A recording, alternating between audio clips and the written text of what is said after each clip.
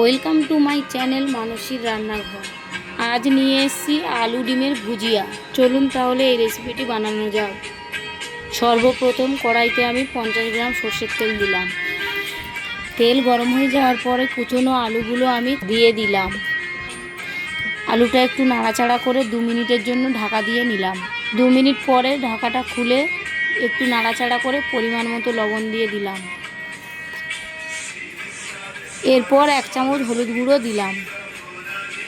এই উপকরণটা দেওয়ার পর বেশ কিছুক্ষণ নাড়াচাড়া করে নেব, নিয়ে আবার 2 মিনিটের জন্য ঢাকা দিয়ে দিলাম। এবার বেশ কিছুক্ষণ নাড়াচাড়া করে নেব। নাড়াচাড়া করার পর 5টা কাঁচা লঙ্কা টুকরো টুকরো করে কেটে দেব। আর 100 গ্রাম পেঁয়াজ কুচানো দিয়ে দেব।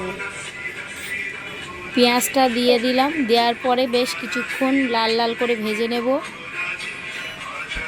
আলুটা বেশ কিছুক্ষণ লাল লাল করে ভেজে নেওয়ার পরে আমি এখানে 2টো ডিম ভেঙে দিয়ে দিলাম।